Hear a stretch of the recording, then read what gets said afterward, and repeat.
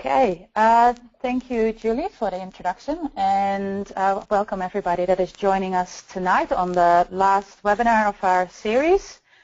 And most may have already joined in on a previous one, so know already a little bit about my background. But for those that are joining in for the first time, I'm an equine nutritionist. I'm a registered equine nutritionist here in Australia with the Nutrition Society of Australia. And I'm founder of MBA Equine Services, so I'm really providing consultancy services for private horse owners and a little bit less, but I'm also consulting to feed companies and supplement companies. And I'm also a certified permaculture designer, and I think that's the main part of my business, or a passion of mine to really develop more, because as a nutritionist, when you are educated, you don't get a lot of pasture management unless you're going into livestock production systems. So that is an ongoing journey, and so I am not an expert in any of necessarily all the topics that I'm presenting. But what I'm really trying to aim for in these webinars is to kind of connect the dots and show the bigger picture. And with my next slide, I will highlight it a little bit more. And I'm also involved with the University of New England, and the studies continue. So I'm also doing I'm doing now currently a PhD in foraging behavior in horses, and when necessary, I'm also teaching equine nutrition to students at the university. Okay, so coming back to that. So science, when we're going to talk about in this webinar about balancing pasture, or how much does pasture contribute, and how do we balance supplementary feeding. And we would say, well, there must be a science to things, but really what I've experienced, because as I said, we are mainly trained as in the industry as formulators. So we're supposed to learn about the physiology of all the animals, about the nutrients of the animals, how it all works, and we're all very busy on very small level. And when it comes to the bigger picture, and when we're going into the applied science of things, what I've really learned, and I think that most will agree with this, is that we really are talking about balancing systems, and well, you cannot really find it without trial and error, and mostly by error. So, and even in science, that's what's really experimenting is about. So, so to kind of highlight what the main key point of this presentation is that it is quite hard balancing pasture and then the feeding management, or the supplementary feeding management. And there is no clear-cut guideline, even in science, how to do it, because every animal is different and every property and pasture conditions are different. So hopefully in this presentation, I'm going to kind of give some examples and give some more tools to kind of be able to better observe. Because what is it that we're really aiming for when we're trying to balance the ration, and when we are having horses at pasture? What we're really trying to do is, of course, keep horses in a healthy condition, healthy body condition that is not, of course, what we see here, a very emaciated horse, or the opposite, where we have a horse that is obese. So what we're really trying to do, and I think that most are quite familiar with it, we're either trying to manage the excess intake if we are having horses on quite lush pastures, or in temperate conditions where there's a lot of growth of grasses, or in the case that we may not have enough availability, or we're asking more of our horses, we may have to do some supplementary feeding. And so what we're really doing is trying to balance that, and in the end, the outcome, what we're really aiming for is a healthy horse with an acceptable body condition. So I already want to highlight, I kind of put out the expectations there because it is a very difficult topic, and I'm still trying to improve it myself as a nutritionist. So I can imagine that if you have not studied nutrition as much as what I have done, that it's even a harder job or quite a confusing job to do. So I really hope to just make it very well, break it down and present it as simple as I can, yeah. We'll go through it, but the main points what I would like to highlight is that first of all we need to know the nutritional needs of your horse. So what are the requirements? Then it's very important that we have some monitoring skills, so observation of what is available at that pasture. And I'm not even asking you to know all the grass species because we'll get into this that we don't necessarily need to know that. It's again the bigger picture. Then monitoring body weight, as already highlighted in my previous slide, it is really about finding that balance. And then finally, and the most hardest part is actually the actual matching. So matching the pasture with supplementary feeding, and I hope to give some guidelines in that as well. So if you have questions throughout the presentation, as Julie said, you can write them in the question box. What I will do per section, I will give a little bit of space to answer some questions from each section because we're going to revisit a couple of things that we may have talked already about in a previous webinar. But we need to know a little bit, very briefly, about the digestive physiology.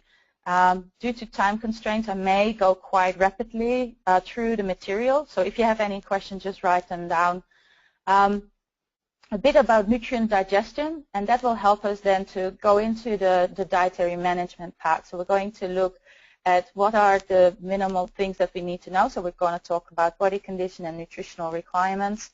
And then we're going to look at pasture. So how much does pasture contribute? And then a little bit about supplementary feeding because there is so much to it that we cannot present in one webinar. So we may come back to this and go in more detail about supplementary feeding and how to read feed labels and a little bit more about the actual ingredients.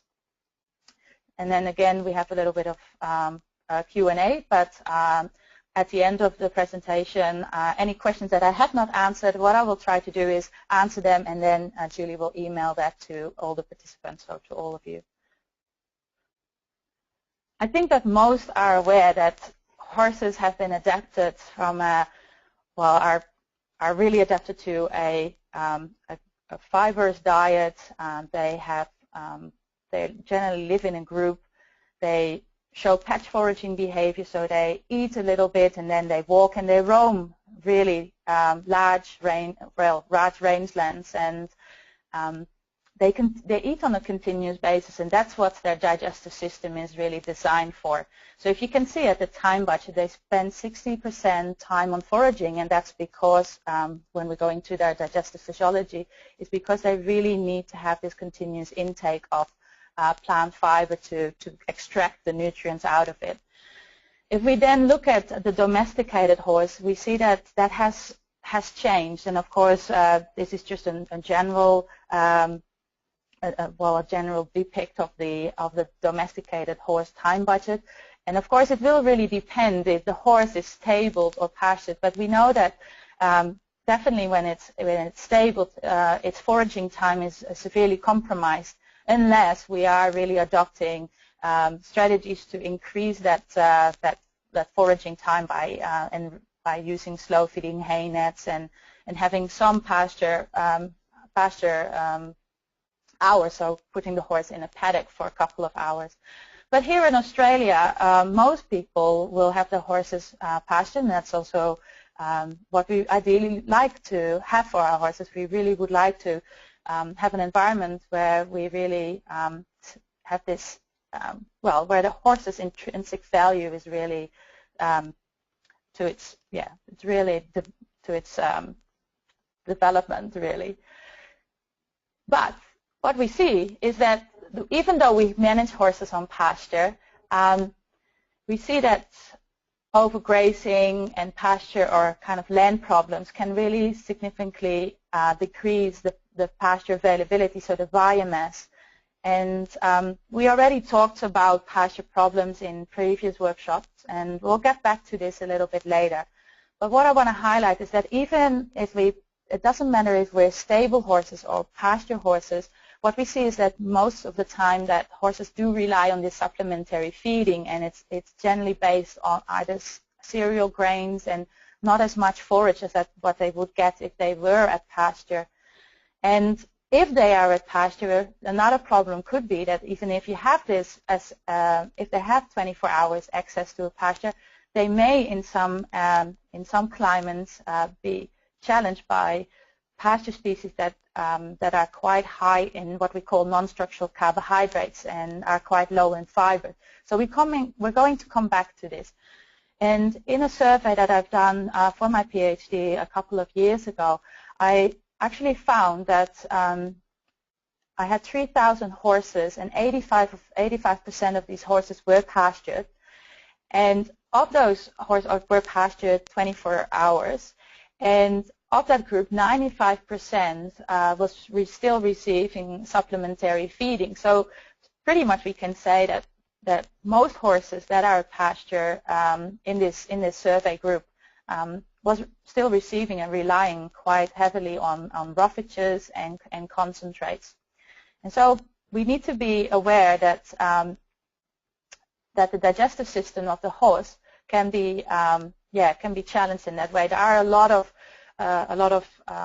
problems, not necessarily only the digestive system. We already highlighted, and actually in the first webinar, a little bit more about the behavioral problems that we can see if we're not giving horses enough fiber or having this ability to forage. So what can we do? We really need to know more. We need to know a little bit about the digestive system. So how can we maintain good gut health? And as I said in the previous one, we already highlighted this behavioral needs, and really need to have dietary and strategies and pasture management strategies that really try to avoid any of these problems, which can be very hard. I think when you're looking at the supplementary feeding part, it's probably easier to manage because that's something that we can decide on. But when it comes to pasture, it is sometimes very hard to get rid of certain species because you can be in an environment where those grasses just really like to grow. We'll go back into the species. But particularly your temperate, for example, your temperate climate. So if we talk about Victoria and Tasmania, where we may have rye grasses and a lot of what we call the C3 grasses, that can cause some problems, and it can be very hard to manage those pastures and to get other species in to lower some of these the sugar intake. So very briefly, we're going to go over the digestive system, and what I really just want to highlight is that most will be familiar, but horses are hindgut fermenters, which means they are monogastric. First, they are monogastric, so first of the digestive system is kind of similar to like a human or like a pig, but then the second part, what we call the hindgut, is more comparable with the rumen of for instance, cattle and sheep. So what that means is that first digestion happens before fermentation happens. So fibrous materials need to be digested in this part because the enzymes in the small intestine cannot break those plant fibers down. So when it comes to the proteins or fats and starches, they can absorb them in this part, but anything that bypasses this, particularly your fibers, will be digested in this part. And it's a quite large organ. So I'm kind of skipping here a little bit the small intestine because I just want to highlight the main some main points when we're looking at what do we need to know about the digestive system. And it's really that the hindgut is where fiber is broken down with the help of microorganisms. And these are kind of, as I said, quite similar to the rumen of a cow. They have kind of similar bacteria, protozoa, and fungi. And they produce volatile fatty acids, which are product that then the horse can absorb in the bloodstream, and that can be used as an energy source. So it needs to undergo bacterial fermentation before plant fiber can actually be a nutrient to the horse. And what is also important is that this digestive system, because of these particular bacteria, need to be around 6 to 7. That's the optimal for the absorption of volatile fatty acids, but also for these bacteria to multiply and to ferment. We know that different diets can affect the health of the hindgut, and rapid changes. So, for instance, cereal diets can contribute to, for instance, colic or acidosis. And or even in extreme cases, although we know that laminitis may be caused more through to the insulin pathway, but still we have shown in research that by high grain feeding, so feeding large amounts of starch, can cause acidosis and then can lead to an induced laminitis. So we really want to be careful with the amounts that we're feeding. Not to say that you cannot feed it, it's just that we have to be very aware of how much and how many meals we have to feed that. And also we need to actually first look at, does the horse really need it? So we'll get back to that. And then when we get to pastures, we really have this potential problem of this accumulation of non-structural carbohydrates, which can trigger either an insulin response, or horses can be continuously exposed to uptake of sugars, and this may trigger the endocrine pathway, so kind of the metabolic pathway, and we can see this induced insulin-induced laminitis. I'm not going to go into much detail about that. I just wanted to highlight that there are different pathways to how diets can affect it. So we really want to keep that hindgut healthy, and so we have to just make sure that we are changing our diets slowly and that we are monitoring our horses. So here a little bit more information about the volatile fatty acids and what can happen in the hindgut, but that's something I'm going to skip over a little bit due to time.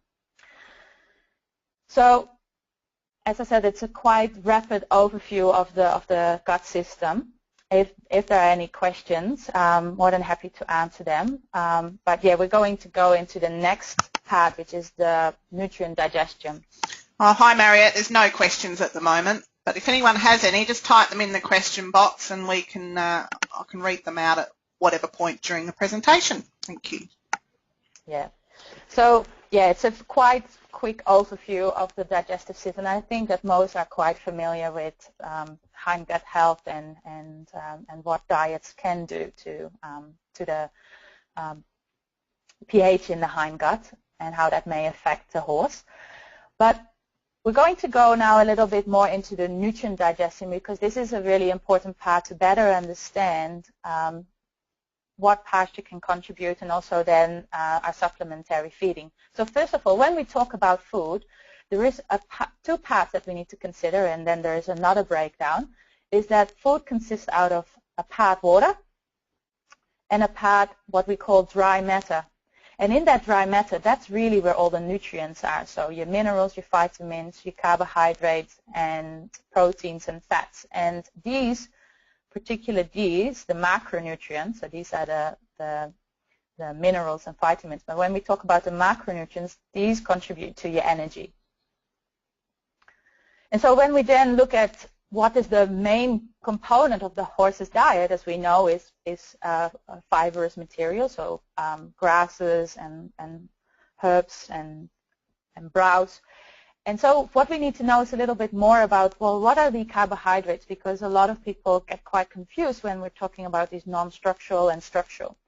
So first of all, when we talk about carbohydrates, it's really a collective name for starches, sugar, and dietary fiber.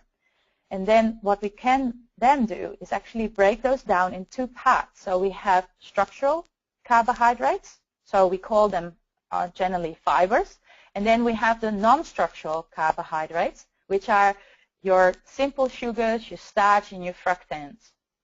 And I have another slide, a couple of slides that illustrates these components. So first, going to the fiber.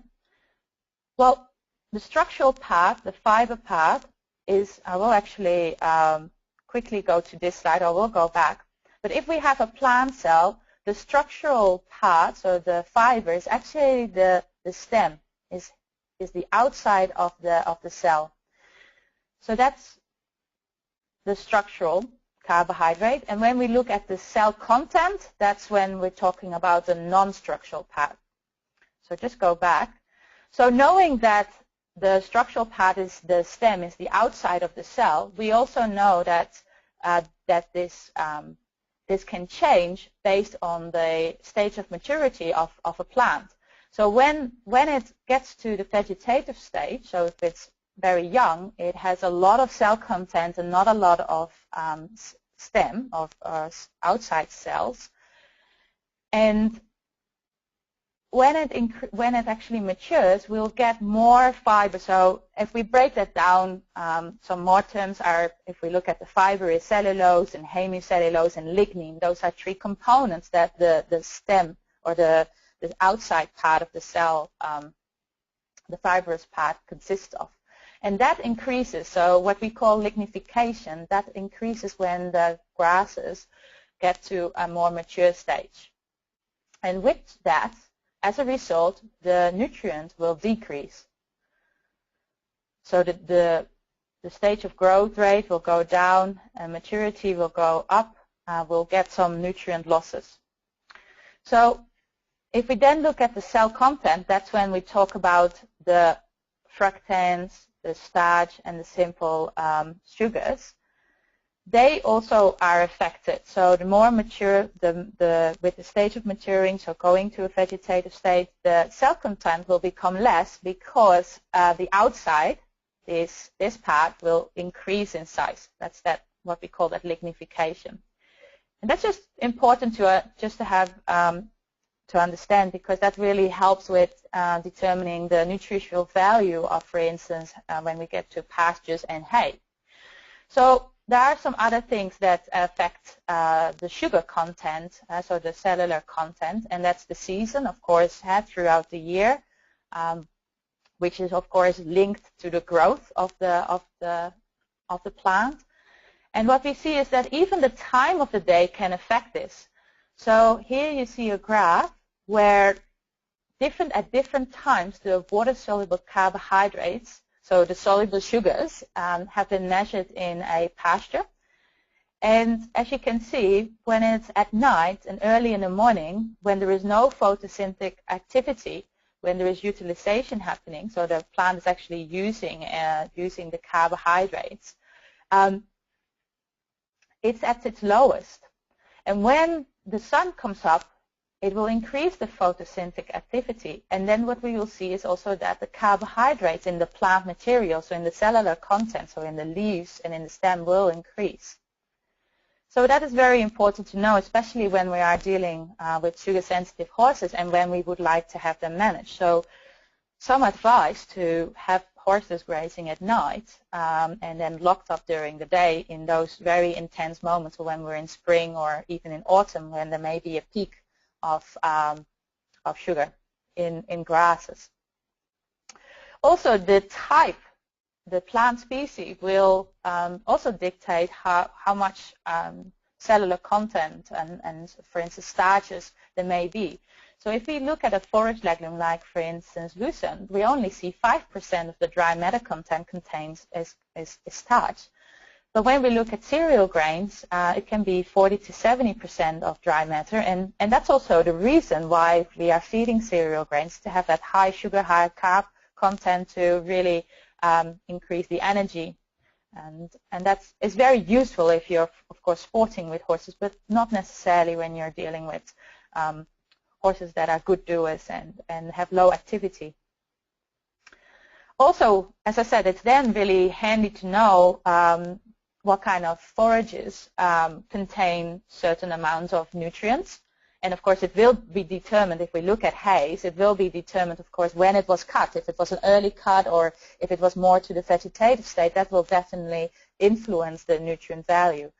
But what I want to highlight here is that between all these different types of forages, so if we look at a legume like lucerne and meadow hay, there is a bit of a range. So there's not a lot of information about it, but you could, of course, get some analysis done on your hays to really get the non-structural carbohydrate part. But what I want to highlight is that we generally give a range because it really depends on the time of the cut. So when it's cut very early, it may be quite high, but when it's cut late, it actually may be quite low. So just be very aware of that. But when you're really looking for some ingredients that are very low in these sugars, then you have to go to what we call the super fibers, such as your soybean hulls and beet pulp. They generally and keep also a very consistent low non-structural carbohydrate, and that's why we're also advising them to horse owners as a part of the fiber replacement. Protein is also very important for the horse for different cells, enzymes, hormones. And what I want to highlight is that there are some, the proteins are bonds of amino acids, chains of amino acids, and we have them, there are two groups, so we have the essential and non-essential, and from a diet formulation and when we look at the requirements, we really need to look at the essential amino acids. So you may be familiar with, for instance, lysine. We need to make sure that we have enough lysine in the diet of horses, particularly when we're having breeding horses and growing horses. And also what to know is about protein is that it is mainly digested in the small intestine, and that's the first part of the digestive system. And anything that is any protein that is produced in the hindgut is not really of use to the horse. It's really only for bacterial growth. So it has no biological value if compared to ruminants that can recycle nitrogen.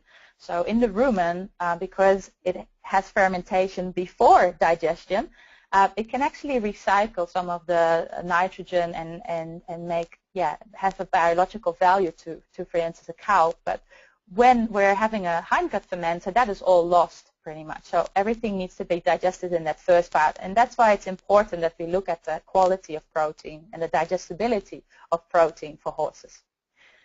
Then as final, a little bit about oils and fats. Actually, horses have a very low fat content in their diet because their main source is fibrous material, so plant material, and that is generally low in oils. However, we know from research and also looking at exercise physiology that horses can do quite well with high levels of fats and oil in the diet, and it's a quite nice replacer for those grains, particularly if we're having very sensitive horses to, for instance, like the oats or quite hot horses. Oils can then be quite nicely can be used and produces quite a high amount of energy. So you have to be quite careful with that if you're having a good doer. But it's definitely for your exercising horses a quite good source. So that's just a little bit again, a little bit of a bird view, the nutrient digestion, and I mainly focus there a little bit on the carbohydrates because when we're dealing with pasture, that's the main part that we're dealing with, and just wanted to highlight the difference between structural and non-structural, so that's clear when we're going to go into our pasture. So are there any questions on the digestion part in particular, for instance? Oh yes, Mariette, we have some questions, but they actually relate to information that you're going to talk about in the rest of the presentation, so we might hold those over until a little bit later. Yeah, we're kind of building up to that, and I just wanted to kind of highlight a couple of main points just in case people are not so familiar with them. So let's go directly into the dietary management. Okay, so knowing the digestive system, and we have a little bit of we have a bit of knowledge about the digestive system. We know that horses need to get on a continuous basis of fibrous material, and we also know that horses need to have quality protein. We then need to kind of go, okay, how does that translate into determining the formulation, so the actual diet formulation. So first of all, what we need to know is, to formulate, we need to know the weight of the horse, because we feed by weight and not by volume. And that's, I think, one of the some of the problems, is that people start using their scoops without actually knowing how much they're feeding and how much that relates to their body weight. And that can be a problem, particularly with overfeeding. So we need to know the body weight, and we can get that by, of course, a weighing bridge. That's the most accurate way. But in practice or in the field, it may not be possible. And so we have another technique by using a measuring tape. And some may be quite familiar with the measuring tapes for your wormers. And then they estimate the horses a little bit higher so that you're not underdose. So, but the best way, or the most accurate way to use this technique, is actually using a normal tape measure that is long enough to measure the girth of the horse, so it goes around the barrel of the horse, and then you measure the length of the horse from the point of the shoulder to the point of the buttocks. And then we have a formulation that will help you then with estimating the weight of the horse. So you put the girth size times the power of 2, so girth times girth, and that times the length of the horse, all in centimeters, and we divide that by this numerator and the denominator, sorry, and that's what this is based really on a lot of calculations, and this is kind of the ideal number. However, if you're dealing with foals, there is a specific formulation for this group of animals. And also when you're dealing with ponies, like with Shetland ponies, generally this will not work. So we really need to have them really on a scale. So there are some limitations to it, and also there will be a bit of standard error with it. So you need to take it as a bit of a guideline, also with visual observation. But if you ever go into a clinic or you have the opportunity to go on a weight bridge, I definitely recommend to get some data, at least that you have weighed your horse a couple of times throughout lifetime. So then we need to know a little bit more about how do you actually monitor it, and that's what we use the body condition score for. And that's also the first picture, one of the first picture of the webinar is looking at, well, what are our goals? And it's really about balancing the weight of the horse, that it's in a moderate condition without losing too much weight and gaining too much, losing too much weight and gaining too much weight. And again, we're using some systems for that. There are two that are commonly used. I particularly use the 1 to 9 scale that allows you to, it was developed for brood mares, and it allows you to better score horses that may have a little bit more fat deposits. And what it really is about is, like, it works on a similar way. You're really kind of scoring the local fat of a couple of areas on the body. So we're looking at the fat deposits of the loins, the ribs, tail, head, withers, neck, and shoulder. And based on a 1 to 9 scale, we then can score the horse. So I have a next slide which gives a bit of an indication. Mariette, might just interrupt there because we've got a question, two similar questions. With the first formula, and you talked about being a special one for foals and Shetland ponies, we've just got a question here relating as like how old is the foal, or what age group would you start using that formula with? Well, with the foal, it's really for young, up to weanlings. Because after weanling, between weanling and yearling, the horses, the growth will be different. And then you can actually, what the best thing is to use the foal one plus this common one to get a little bit of an estimation. But it's a quite hard age when they go from weanling to from wean to yearling. It's quite a hard growth confirmation to make a formula about. But what I generally do is actually use them both. And I tend, depending on the type of the horse, when we're dealing with a warm blood, this one can be used. The main one. But yeah, it's generally up to say weaning. So up to 6 months, and then after 6 months to a year, you probably want to use both, and then after a year, you could probably rely mainly on this one. So we're really talking about foal, like just especially this is important when we're dealing with foals that are that require milk, you know, like hand feeding. And so you may have to then look at the formulation, how much you're feeding, so that you're not overfeeding and cause a rapid growth in your horse. So that's why this one is particularly developed to assist, studs mainly with, with, for instance, orphan foals or foals that need some hand feeding. And then there was another question. Was that related to the body condition score? Mariette, that's been answered. Then we'll continue. Okay, thanks. So body condition.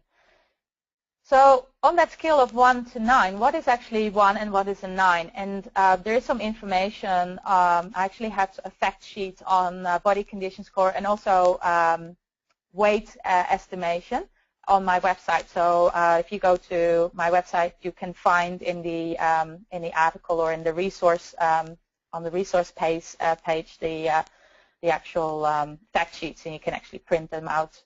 But just for the illustration, so if this is a 1, this is when the horse is what we call quite emaciated.